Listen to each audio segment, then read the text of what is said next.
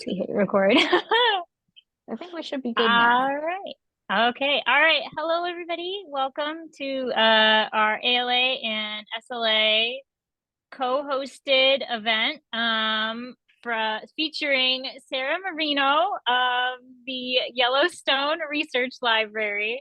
We're really excited to welcome her here today. And Sarah, I'm just gonna go right ahead and give it to you. We're really excited and can't wait to hear what you have to say.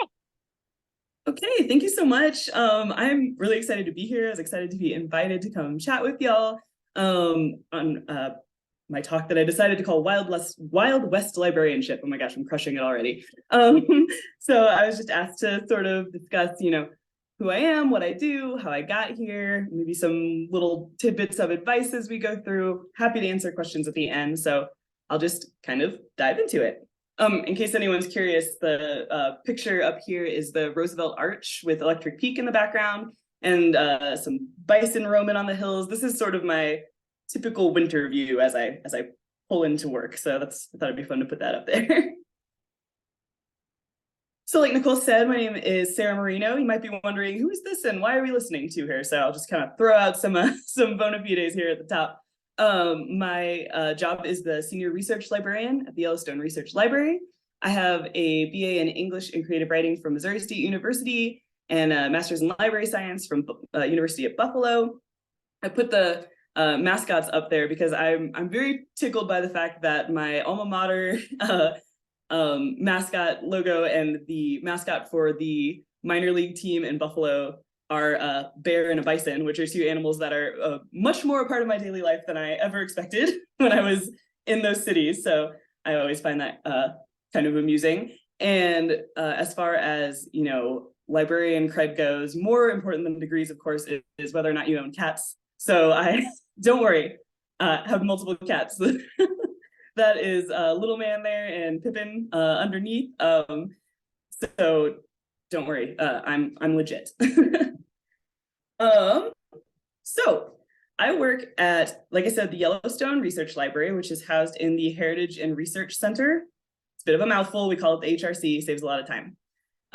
This facility was built in 2004, and it serves what at the time was a desperately needed purpose. Before this facility existed, all of the collections housed within it were sort of scattered haphazardly throughout the park. A lot of them are housed in the basement of the Albright Visitor Center, which is a 100-plus-year-old building. And even if your basement isn't over 100 years old, it's not an ideal place to store, precious objects, paper materials, that type of thing. There's a huge risk for mold or leaking or pests like mice and insects. So, like I said, not ideal. So thankfully, the HRC was built as a national park building, 2004, and what it houses is in the basement, we have lab space for archaeology, wildlife health, and geology. On the main floor is museum storage, which we'll kind of get into a little bit later, and herbarium storage. And then the top floor is where the party's at. That's the archives and research library. The library itself is obviously my sort of area of expertise. We have 20,000 items and counting, not even counting our digital content, but material items, all about Yellowstone. So it's a special library. The topic is Yellowstone. There's a ton of diversity within that topic. We've got books on history, wildlife, all of the crazy hydrology things going on out here, the geysers, hot springs, all that fun stuff. And culture in the park. The scope, our sort of accession policy is that we want to acquire everything that's been published about Yellowstone. And yes, that's very ambitious. And no, we don't always have the budget to back it up, but that is always our goal that we keep in mind. Anything relevant to the park, its development, sort of its surrounding areas. So the way that we acquire those materials, there's a few different ways. Donations are a big part of it. We have a vertical file collection, which is essentially, articles, pamphlets, things that won't stand on a shelf by themselves.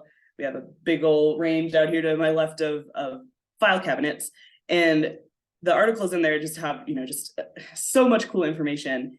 And one of the frequent donations that we get or offers for donations is something like, someone will email us and say, oh, hey, my uncle worked out there in the 50s and he wrote up a couple pages about his experience. Is that something you'd be interested in having? And the answer is yes, we love that kind of stuff. When folks are doing research here, one of their favorite things to look at is accounts from people that either worked here or visited here across the decades. And we just celebrated the 150th anniversary of the park last year.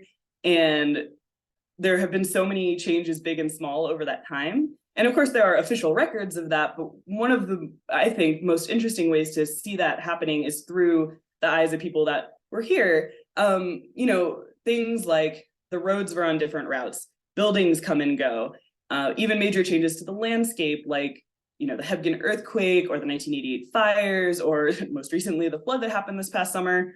More on that later. Seeing it through the eyes of people that were here is just so fascinating. So we get a lot of those accounts donated. We love it. Sometimes we'll get authors that donate books that they've published, which is always lovely and appreciated. Sometimes it'll be folks that came into the library to do research for their book, which will then publish and donate to us, which is always kind of special.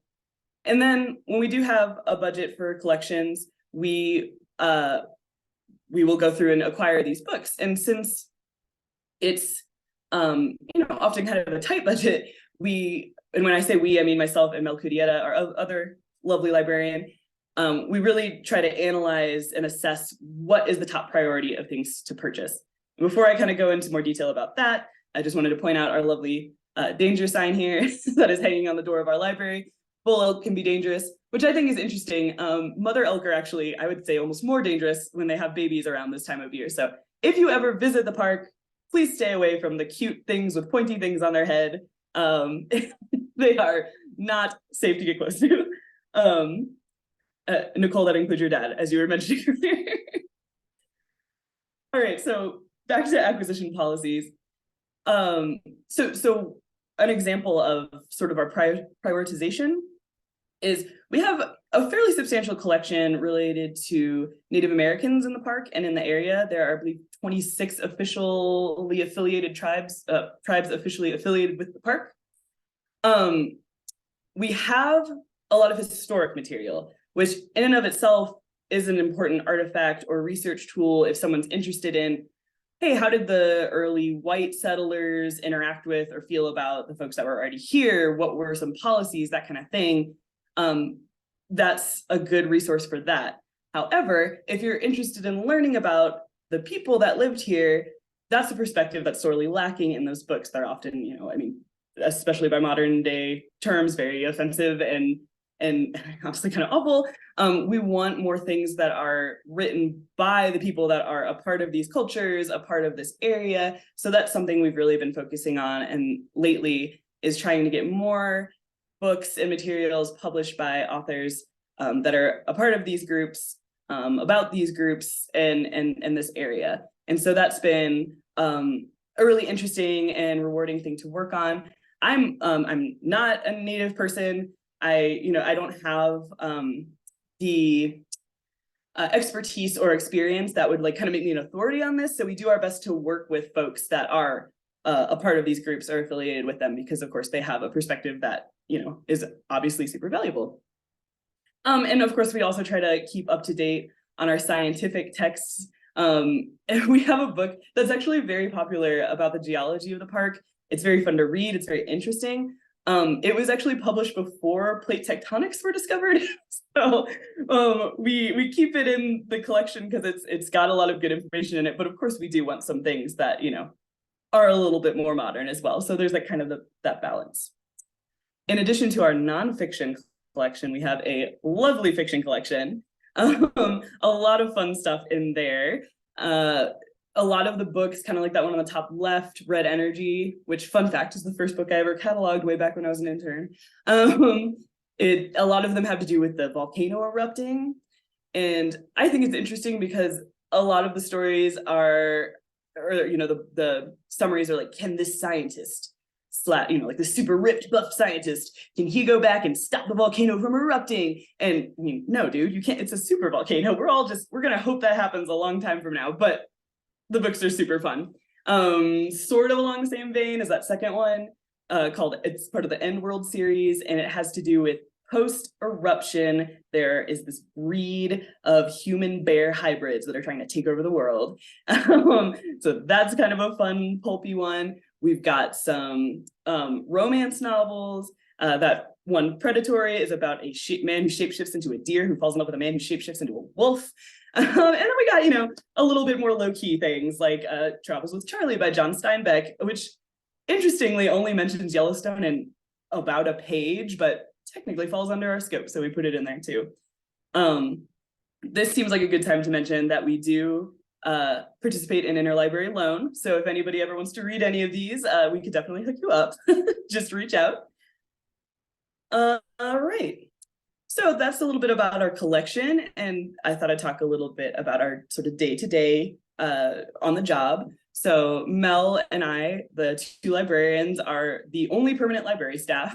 So we get to do everything. We get acquisitions and cataloging, outreach and reference and research. All the facets of librarianship make up our day-to-day. So every day looks a little bit different, and I personally really enjoy that. I've learned a ton on this job. It keeps it interesting, that kind of thing. On the left here, we have a former colleague of mine sort of sheepishly returning some overdue books. She's not a former colleague because the books were overdue, don't worry. In fact, I don't know if you all have noticed this, but every librarian I know has an overdue book on their card. I don't know what it is, but the purpose, though, is to illustrate that we are actually a circulating library, which is sort of unique among special libraries.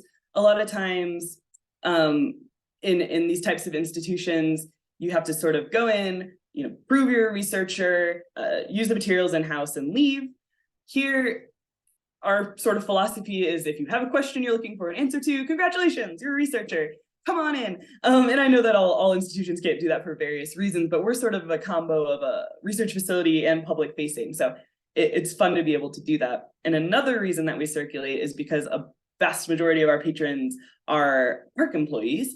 And if you are stationed, say somewhere in the south of the park, like Lake Hotel or something like that, it can take a few hours to get up here. So if you're feeling motivated on your day off and you're like, I'm going to go research mountain lions for a program I'm doing. Oh no, there was a buffalo jam, so it took me 3 hours to get to the library. Okay, I'm going to read for a couple hours. Oh no, I have to go get back. That's your whole day. That's a lot. So we let you check out the books, hang on to them for a month. We do our best to send things in the courier, sort of just make things, or scan and send articles. It's hard to get here, even if you live here, and there are researchers from all around the world. So we do as much as we can to do remote reference and that type of thing. Because what's the point of having this stuff if people can't use it? So that photo in the middle is me showing off my handiwork from a few months ago. We have a tremendous backlog for cataloging articles, dating way back to the early days of the park, but I think a vast chunk of it would say like from the 1970s to the early 2000s. So we have to sort all of those by topic and by year, and then catalog them physically together, but each record has every, title, author, subject heading, all that stuff. So this little batch took me, I want to say almost a month. So I was pretty pleased when I finished that, sent a Snapchat of it to my friends because I'm very cool. That's the kind of content you can look for from me if you're one of my friends. But yeah, cataloging, it takes up a good chunk of our time as well, which of course is important because you can't use the collection if it's not officially part of the collection. And then on the right there, I just thought it'd be fun to include a photo of a recent commute home. Don't worry, my car is fully stopped. I'm not about to try to go in it with a buffalo. I don't think my Subaru would win that confrontation. So yeah, that's kind of a sort of daily life sort of glimpse. Another important part of what we do, and a really enjoyable part of what we do, is outreach. I have found, and I think maybe this is something that y'all will encounter in these types of libraries, is the institution and the building itself sometimes can be sort of intimidating. It's not like a public library where there's like colors everywhere and like in the name, it's a public library, you can go in, that kind of thing. It's pretty common for people to kind of sheepishly come up to the desk and say, oh, hey, I saw this building. Am I allowed to be here? And And we always, of course, yeah, come on in, and we go to our, little spiel. But it always makes me a little bit sad that folks, those are the brave ones that come in. Who knows how many people pass it up because they're like, I don't think I'm allowed to go in there. And to a degree, there's only so much you can do about that. Like we can't remodel the building. We can't, there are certain things we can do, like send out more emails, put out more flyers. But I've found that a lot of times the most effective things can be really small and seem honestly kind of silly, but those photos in the middle there of our little whiteboard, we've started sort of recently putting these little kind of goofy signs in the lobby. So you walk in and it's sort of this like austere building, it's beautiful glass, and like it's sort of like this lobby with these displays, and am I allowed to go up the steps kind of thing. So, my thinking was, if you see a little snowman holding a book saying, come on upstairs, hopefully that'll sort of take the edge off and make it clear that we want you to be here. And another example of that is with our bookmobile. So to describe the bookmobile program, which is one of my favorite things that we do, is we take the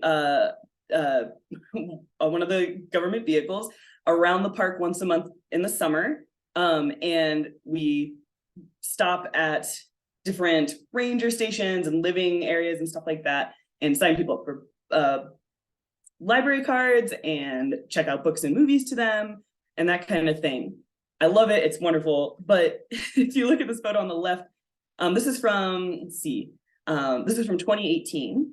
And it's, we've got boxes in the back of an unmarked, we're all just in kind of our street clothes. I don't want to use the word luring, but we would go up to people and be like, come check out this cool stuff in our car. We work for the park. We promise we're a legit operation. And it wasn't the most like professional feeling thing. So over the years, we sort of made these gradual changes. And if you look at this picture on the right, which is from last summer, I was able to work with a friend who's a wonderful graphic designer, Lauren Beltramo, very talented. We worked together to create this logo that's on the bottom right there for the Yellowstone Research Library. The employee in that upper picture is wearing a shirt and a hat with it on.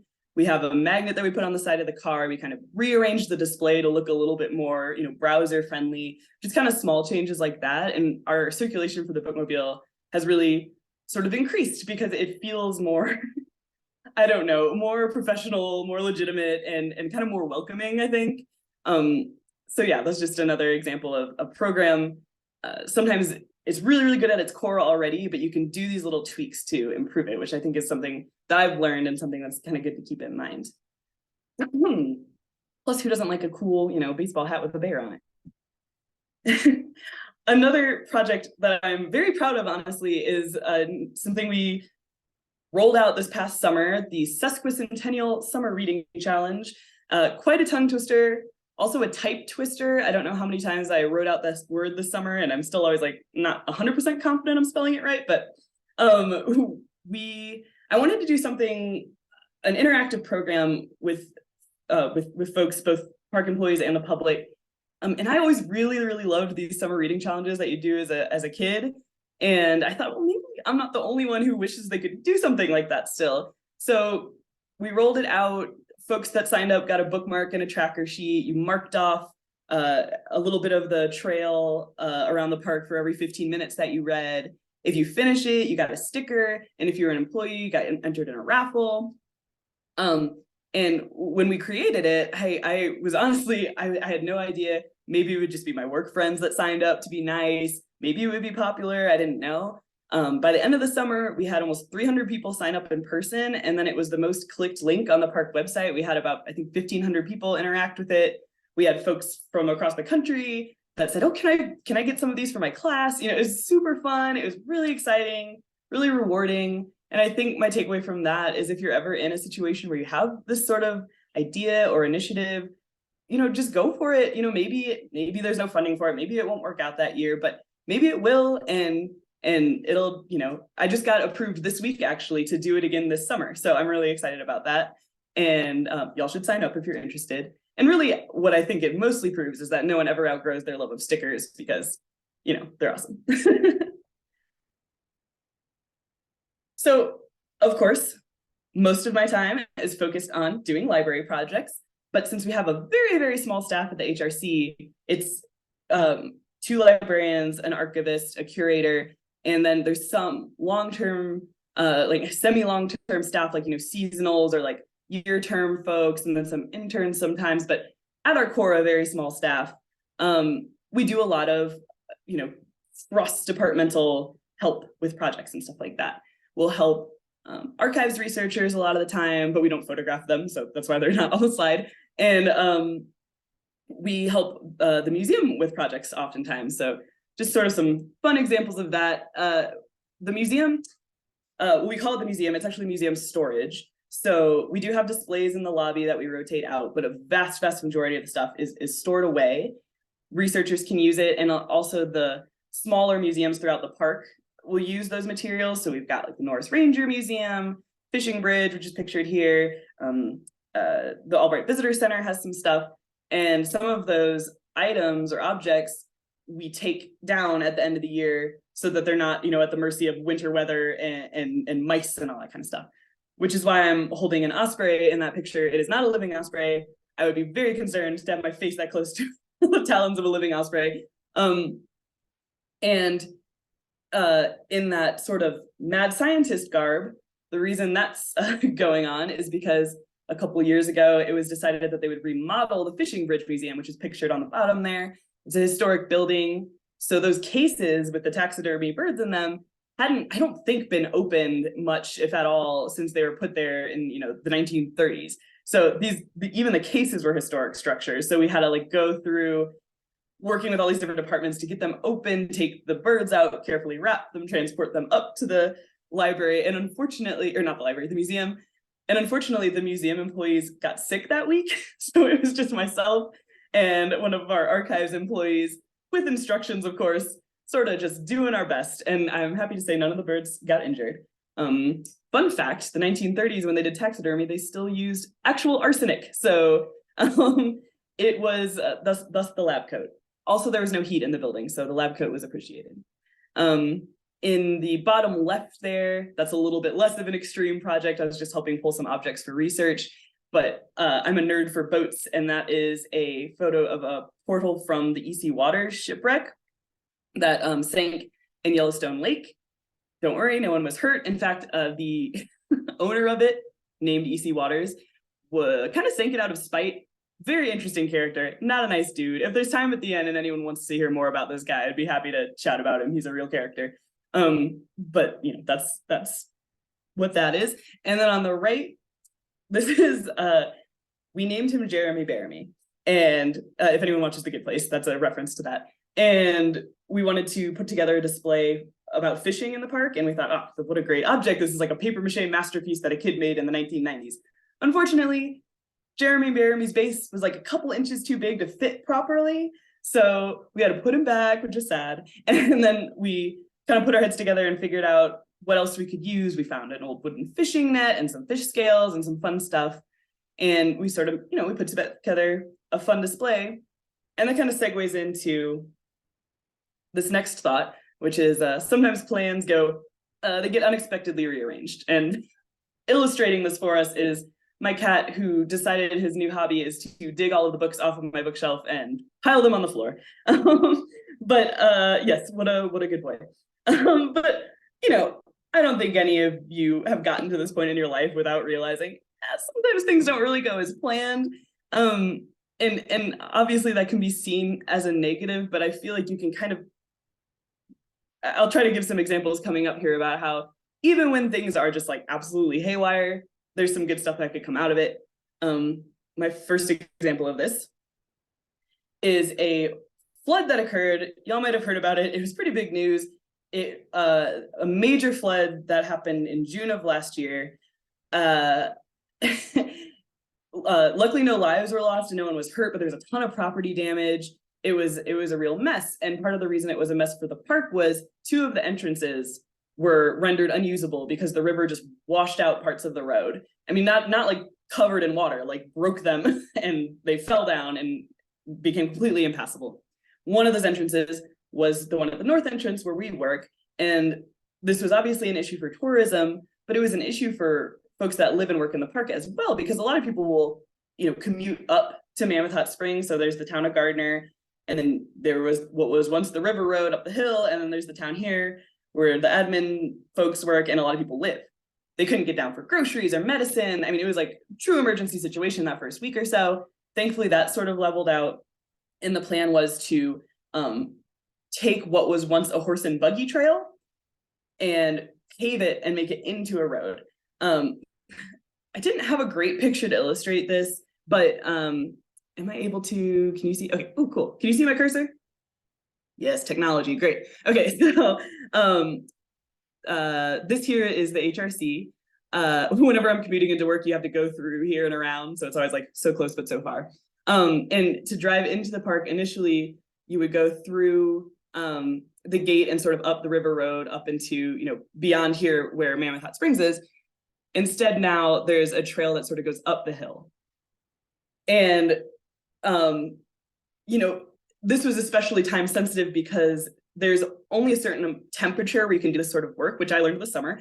It's you have to have pretty mild fair weather to do paving for it to set properly. And we don't have a ton of mild fair weather in this region. The joke is that the seasons in Yellowstone are winter, still winter, July, and almost winter. So not a huge time frame for folks to do construction. Thankfully, they pulled it off, though. The new road opened in October. Things have gotten essentially back to normal-ish in the park, which is great. We're hoping for, a big, safe tourist season this summer. But during the flood, we did whatever we could to make things remotely accessible, mailing things, putting more stuff online than usual, kind of prioritizing that. We became the mail room for the entire park, which was interesting. We, opened up offices as best we could for people to use, all that kind of stuff. So while it was very stressful and certainly not what we were expecting for this summer, I think the good side of it was showing that, okay, even when something goes drastically wrong, people can kind of pull together and make it work. And I feel like that's, it's a little encouraging. Speaking of floods, this one, much smaller, much less dangerous, much more specifically stressful for people working in the HRC. Yes, so a few weeks ago, and this is a 20-year-old building, right? So it's about the age where, thankfully humans age a little bit better than buildings, because around 20 years is when buildings start to have, a lot of issues. We've had some pipe issues, HVAC issues, roof drain malfunctions, that kind of thing. They all sort of combined into this perfect indoor storm a couple weeks ago. Well, a coworker said, one afternoon, I feel like there's something leaking down the wall in the break room downstairs. So I went and looked, and okay, so then me and a colleague, our archivist, went up and we were looking on the museum level, and we couldn't see any water, but we felt like we heard it. And then we eventually put our ear to the wall, and it sounded like it was raining inside the wall. Oh, that can't possibly be good. So run upstairs to our rare book room, and this is what I walked in on.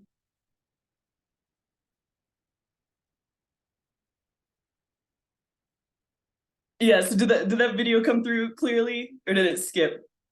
So here, I'll try it again. The important thing to note from it is that you can see the water pouring in from the roof, and then there are about 2 inches of standing water on the floor.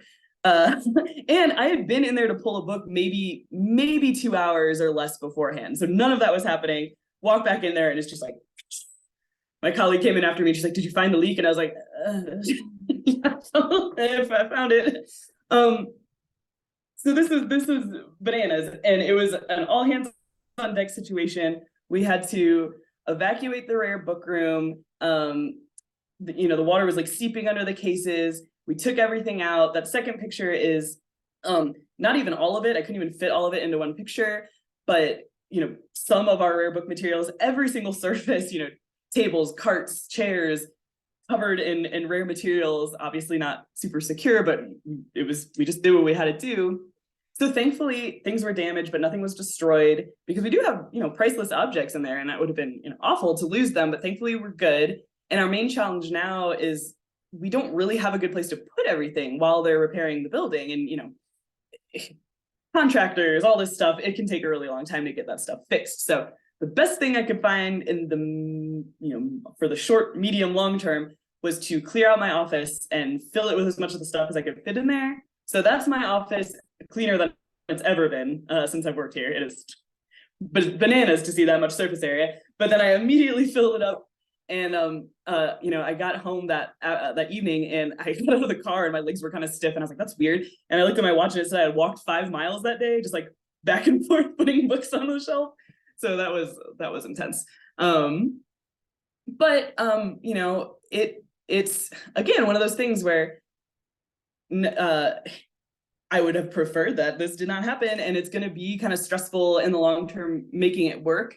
But everyone came in to help. We had maintenance folks, we had people come in on their days off. It was just kind of one of those things where it's like, okay, well, it stinks to have to get through this, but we will get through this. And I kind of again find that kind of encouraging, and we just kind of go forward. What else are you gonna do?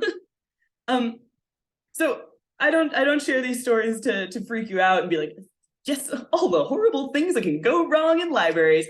No, it generally things are much calmer, I will say that. But even if you do find yourselves in these situations where you're like, why is this happening and how am I going to get out of this? You will, and you'll learn from it. And the reason I picked these pictures, the one on the left here, it was actually just from last week. My sister and nephew came to visit, and we went snowshoeing, and the snow was a little bit more melted than I expected it to be. And I went into about my waist and had to scramble out. It was not graceful. But in that moment when we were like, oh no, this is going to be difficult to get out of, just remember that you'll get out of it. And as my grandma would always say, it'll make a good story. And that second one on the right there, I tried zip lining, also in the Yellowstone area, and I got stuck. That is me dangling about 200 feet over a river, taking a selfie to sort of distract myself from the fact that I'm afraid of heights and was very high. But I'm sorry, Amy, I feel like I'm stressing you out. I am so scared of heights. That is like nightmare scenario for me. I'm so sorry. I'm like, oh no. I'm glad you're okay though. Just fine. Yes, the employees were very nice. It was a little embarrassing because the way that they save you is they slide out and then hook a lanyard to you and then just scoot back. It was, again, super graceful. But even if it's not graceful, you'll be okay. I'll go ziplining again. It was fun. I would rather have had these weird experiences than not have had the experience as a whole. And that's sort of how I feel with my career when I'm getting stressed out. I'm like, this, I am, stuck. I'm supposed to be back at the building to give this tour, but I can't drive because there are all these bison in the road. And then I sort of think hold on a second, I'm sitting in a road watching these bison, and this is part of my job. A lot of it I think is just kind of a matter of perspective. And I try to kind of keep that going forward. And speaking of which, when I was asked to do this talk, I was kind of trying to think of, what is something, because everybody's path is different. There's no universal advice really. So I was just trying to think of, okay, when I was a student or early in my career, what's something that would have been helpful for me to hear? And the thing that I sort of landed on was, don't be afraid to explore new trails. When I decided to be a librarian, I was pretty dead set on, I'm going to be a public children's librarian. That's what I want to do. And I know that that's something that I would have enjoyed, but the opportunities that arose when I was in school and sort of after that, internships and stuff like that, for whatever reason, it kind of skewed toward special collections, research libraries. And I was like, okay, I'll try it. Maybe I'll like it. And I loved it. The UB library collection where I worked, I had a great time there. I learned so much, and all of that stuff. And, if I had just sort of locked into what I thought was the only thing I wanted to do, I would have missed out on all this stuff. The reason I chose this picture to illustrate that is because two of my friends and I decided we were going to hike Electric Peak, which unfortunately for us that day is that picture is that mountain up in the top right, not the mountain that we're on.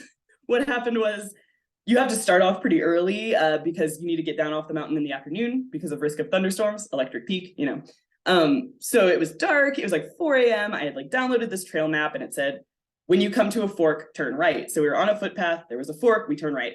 By the time the sun came up, it was very apparent we were not on the right mountain. we would not have time to go back down and back up to where we needed to be. And at that point, to be honest, I was like really bummed.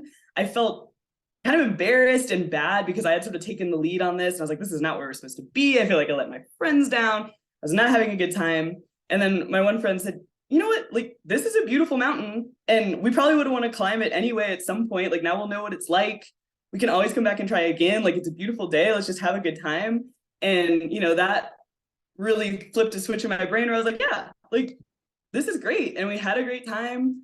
And you know, I think that mentality, because I think, you know, I'm in my early 30s. I have friends my age in all different stages of life. And I think one of the things, like, especially career-wise, that can really get you down is being like, this is not where I planned to be. This is not what I thought I'd be doing. I thought I'd be, you know, making this much money or having this much responsibility or in this place, any number of things. And while it's important to stay focused on your goals, I'm not saying give up, but, you know, I think it can really make you feel happier and get more out of your experience if you're just like, this is where I am. It's a beautiful day. Like, you know, let's just see where this goes. So that's just a, you know, kind of corny, but it's a helpful thing, at least for me, to keep in mind. And another important thing, you know, I mean, like I said, like, I've had all these amazing experiences. I feel so lucky. I I think another important thing to keep in mind is to always just sort of go for it. When I decided to become a librarian, I subscribed to the ALA magazine, and there was like a one-page article about national park libraries. And I was like, oh my gosh, that would be so cool. Like, what a dream job. I love the outdoors. I obviously want to be a librarian, like, but, you know, like, what are the chances? And I must have talked about it a lot because a coworker at UB got something on a listserv about a Yellowstone internship and sent it to me. And I got so excited, but then I saw, oh, it's only for current students. And by that summer, I will have graduated. So at first I was just gonna be like, that's bad timing, that stinks. But and I was like, you know what? I'll email them. So I emailed them and I said, I'm really interested in this. Will you accept recent grads? And initially they emailed back and said no. And I was like, oh, like, oh, okay, that's a little heartbreaking, but at least I tried. And then a week later, they emailed back and said, you know what, we thought about it, like, go ahead and send in your application. So I did, and I ended up getting the internship and had an amazing experience. And if that had been all that I had gotten out of it, it still would have been amazing. But then, you know, a couple of years later, this position opened up and I was lucky enough to get it. So, you know, I think it's always worth giving it a shot. Obviously, you know, always be like respectful and responsible and don't just be like, I want this job. But to go, just, you know, if I hadn't emailed, then I would have missed out on so many things, so many experiences and like lifelong friendships and all this stuff. So don't be shy, you know, I mean, just give it a try. And if they say no, you're no worse off. And if they say yes, it might change your life for the better. So another thing to keep in mind is you're doing great. I know a lot of you are students or early in your career. I know it's like, I don't know, sometimes overwhelming and intimidating, but you're here and you're trying. And I mean, that is honestly the best that you can do with anything. This is me on top of Electric Peak. That is the correct mountain. I did make it to the top of it eventually. So yeah, just like, you know, don't be afraid to follow your dreams, to be open to new dreams, to like, I know, I feel like I'm waxing very, very corny at this point, but it's just something I'm very passionate about and excited to talk to y'all about. Yeah, and I feel very strongly about it. So I would be happy to answer any questions except one. And that question is, why does this bear have disturbingly human-like eyes? I do not know the answer to that question. My friends and I at work found this, like, stumbled upon this picture, I want to say 4 years ago at this point. It's haunted me ever since. I have no idea what's going on. So I won't force you to look at it. We can look at something nicer while we take questions. But that's my presentation.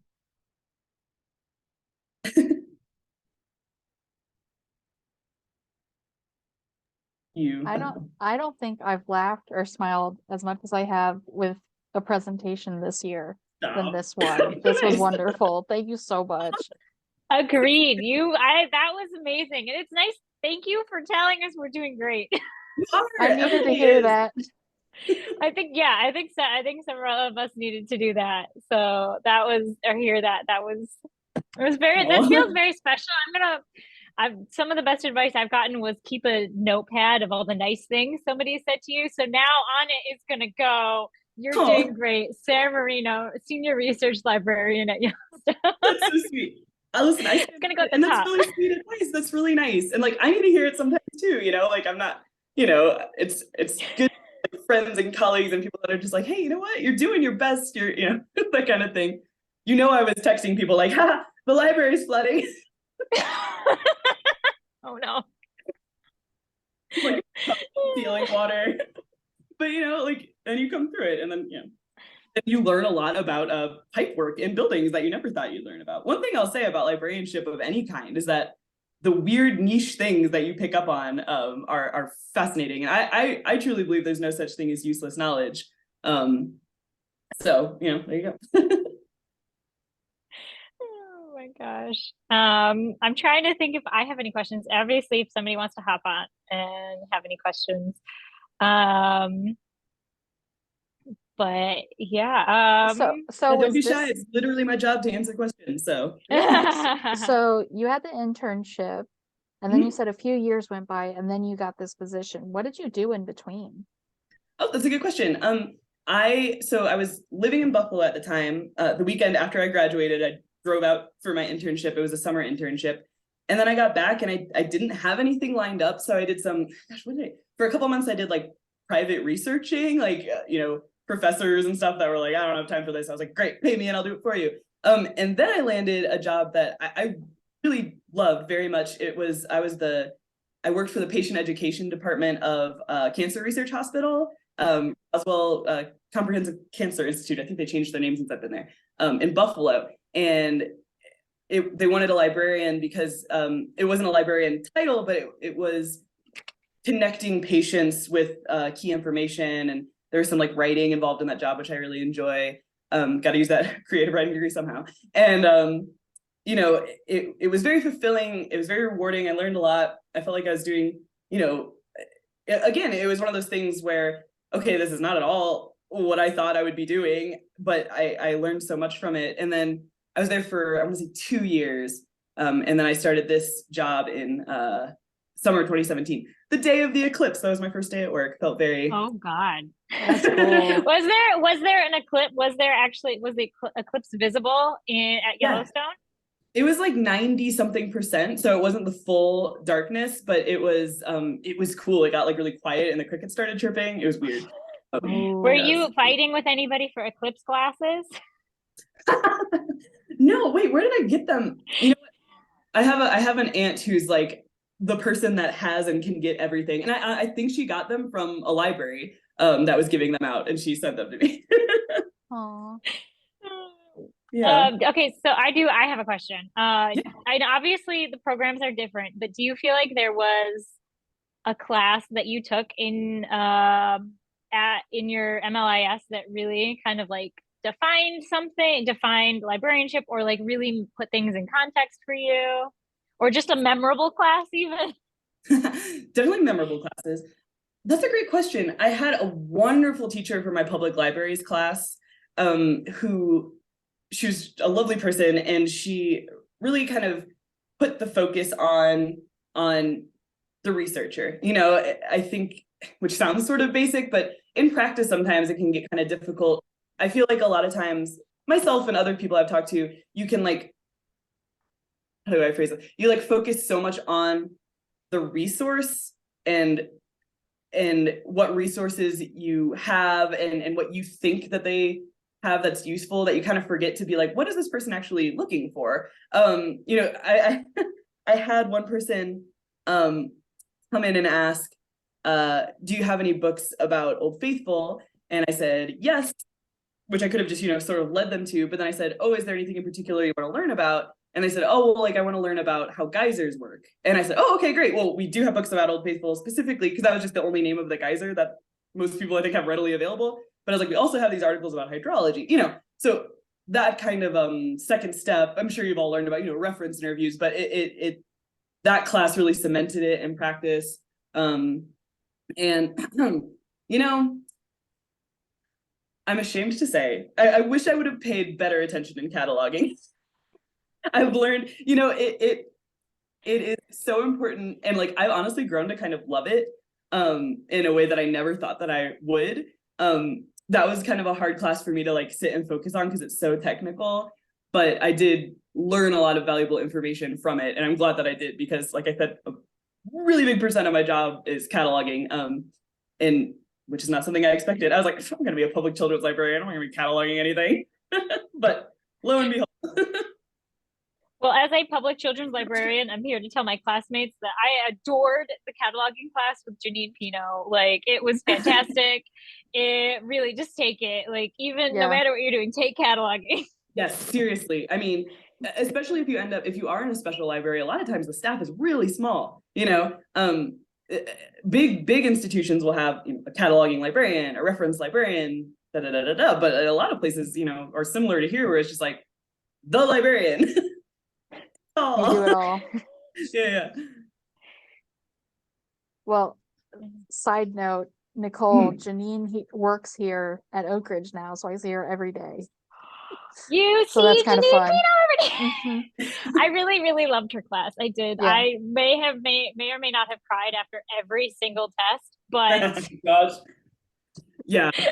But I do feel like I came out of that class a better librarian. Awesome. Yeah, a great cataloging teacher is a real gift. I minored in library science my last semester of undergrad, and I had these professors who were, I want to say they were both in their 50s, and one of them one time said, I've been a cataloger for 30 plus years, and I still look at this manual every day. And at the time, that sounds horrible, but now I'm like, what, that actually makes me feel a little bit better when I'm going, like, what is the subfield for, this type of rock or whatever happens. Yeah, no, there's absolutely no way that any one person has all that information in their head. Like you have to have a reference. Otherwise you're just gonna drive yourself insane. Exactly. Yeah. Oh yeah. I like to call it the organic chem of librarianship, is everyone's like, oh God. That makes me feel a lot more confident about organic chemistry, but I never took organic chemistry, so I wouldn't know. I'm solidly in the humanities. I'm like, I wrote poems. People. I wrote poems in my undergraduate. I worked at film festivals. That's all. I can do 2 + 2. That's all you need, right? All you really need, yeah. It's all on the calculator. You can use that. It's fine. Exactly. I can Google these things. Yeah. Yes. Well, if you ever need an actual cataloger out there, if you get the funds, let me know. I love cataloging. That's like my whole thing. Yeah. Oh, really? That's great. Yeah, it's very, once you get into it, it's like very methodical and like put on some music and you're good to go. It's a lot of fun. Yeah, I'm hoping to get a job in the next few weeks.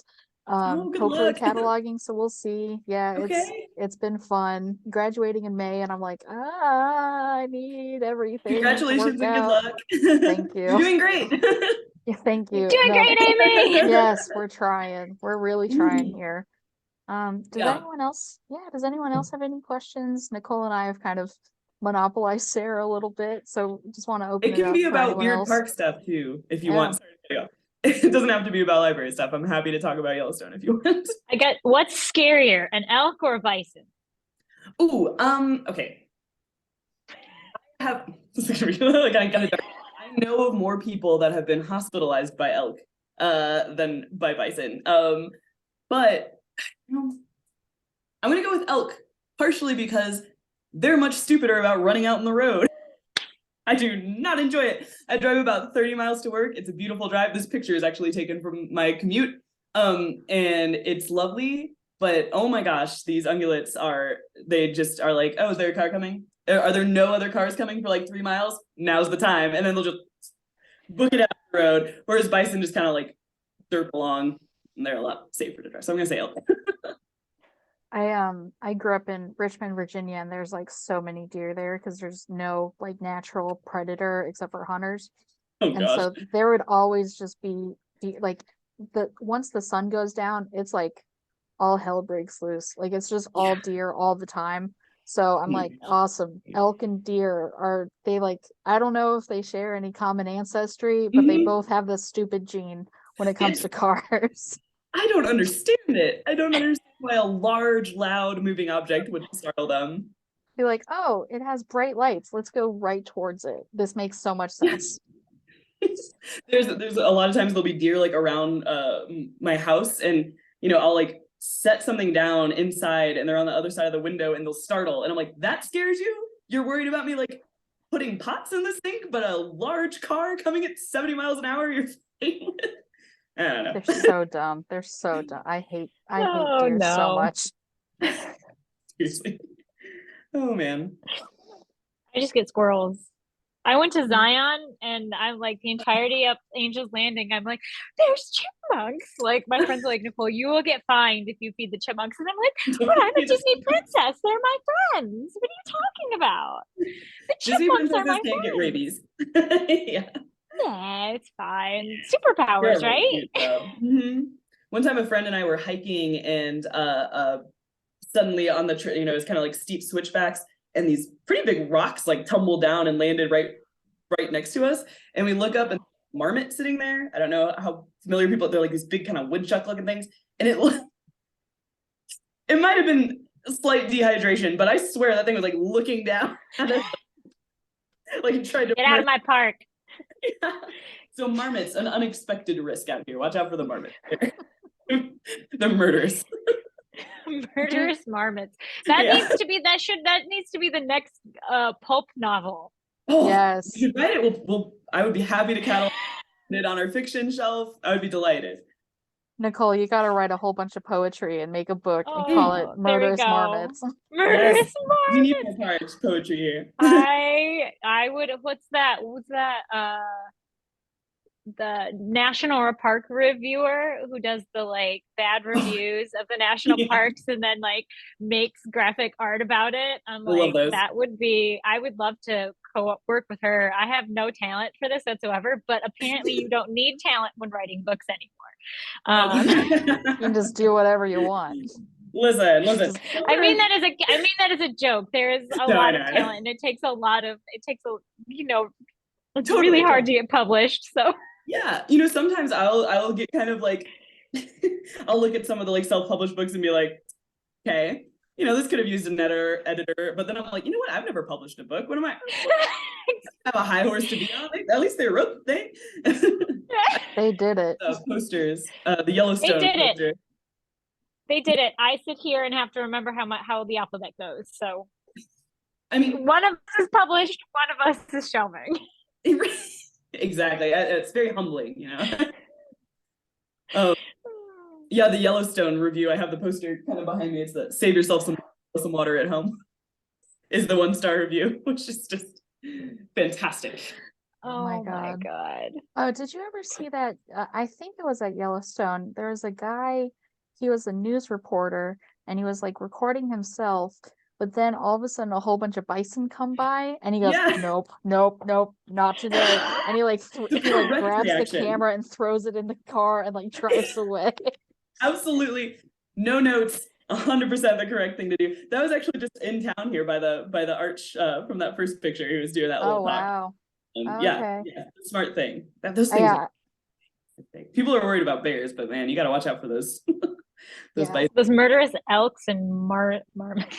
Yeah, which is way less cool. I mean, no offense or disrespect to anybody that's ever had a bad encounter, but I feel like if I had to tell my family and friends, like, oh, I was hiking and I got attacked by a bear, like at least be kind of like hardcore.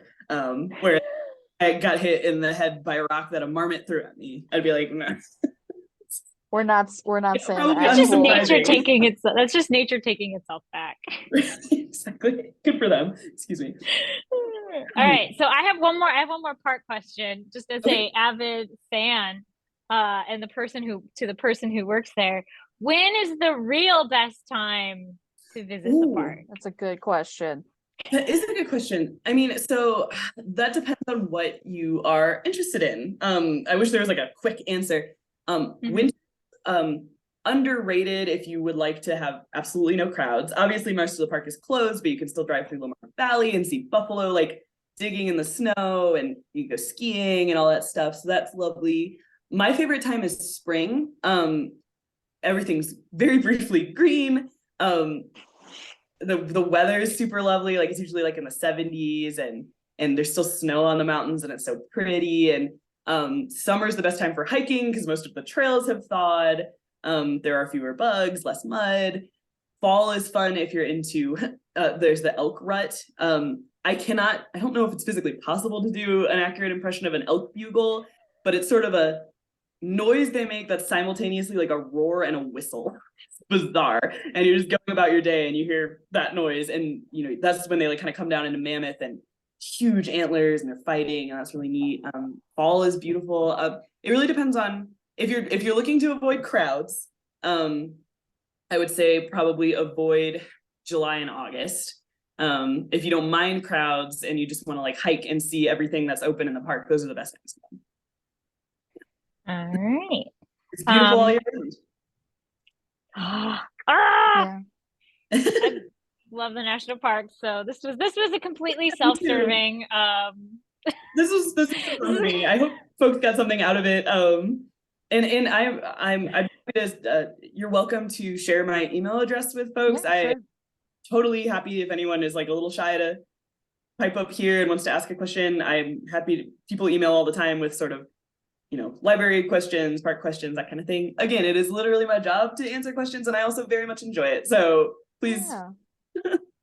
Well, awesome. All right, well, I have one last. much. I Oh my have God, one Nicole. last one. I'm sorry. No, it's library related. I swear. All right. What kind of frequency do you guys have interns? Is that something that you guys have a lot of options for, or is that not something? Because you mentioned you had an internship. Is that something that is usual, or is it unusual? Usually every summer we have one intern. I would love to have more, but that's what we can kind of get the funding for. We couldn't do it the last 3 years. So 2020 we were going forward with it, and then obviously everything kind of shut down. We couldn't do it. That was a real bummer. And then the past few years, same thing. Couldn't really get funding. Well, blah blah blah. I'll spare you the details. But this year we just selected our first summer intern since 2019, and so I'm so excited. I obviously have a lot of fondness for that program on a personal level, and if more unsolicited advice for you all. Internships, I think that all internships should be paid internships. That's a whole other issue. But if there is a job that you're like, this isn't really, I don't know about this, an internship's a great way to learn about it. Or if you're like, I 100% want to do this, also great to get experience. So anything that's available out there, like I said, there's really no such thing as useless information. So, kind of go out there and go for it. Yeah. We post for anyone who would be interested or eligible for next year's. We post usually in early in the year. So start looking around like January, February. We usually choose a person around March or April, and then they're here for 15 weeks in the summer. So yeah, it's great. Is that on All right, USA Jobs? Oh, sorry. Yeah, that's a good one. Is that on USA Jobs? Sometimes this year it was through, to look up and follow up. It was a new organization that we used, but and I usually try to get information for listservs for all the library schools, that kind of thing. So yeah, we kind of blast it out as much as possible because we get a lot of good applicants. It's always really hard to choose. Everyone's always so lovely. So We'll definitely try to send it to UTK for next year. I'm sure that there's a lot of people here who would be interested. Absolutely. Nicole especially here. Now, Nicole, I'm just gonna come. Is there anyone else on this call, or is it just us three? Was this No, we have a couple. team? We've had a couple. We had a pretty decent turnout for us, but it does look like some people had to leave. I actually need to get going really quickly too. I have to attend back to the unfortunate work of processing my items that I purchased. So, well, I know thank that's you it. so You much, purchased them, and Sarah. you're like, and I'm like, I got a sticky cover them now. oh my gosh. Thank you so much, Sarah. This was really incredible. Thank you so much for talking with us. I hope you guys have a really good season with lots of good questions, and I hope you guys figure out the mystery of the creepy bear eyes. I don't know. I feel like it's gonna haunt me to my grave, but I appreciate No, thank you so much for having me. This was so fun. I hope y'all enjoyed it, and this was lovely. Thank you so much. Awesome. Thank you, Thank everyone. you.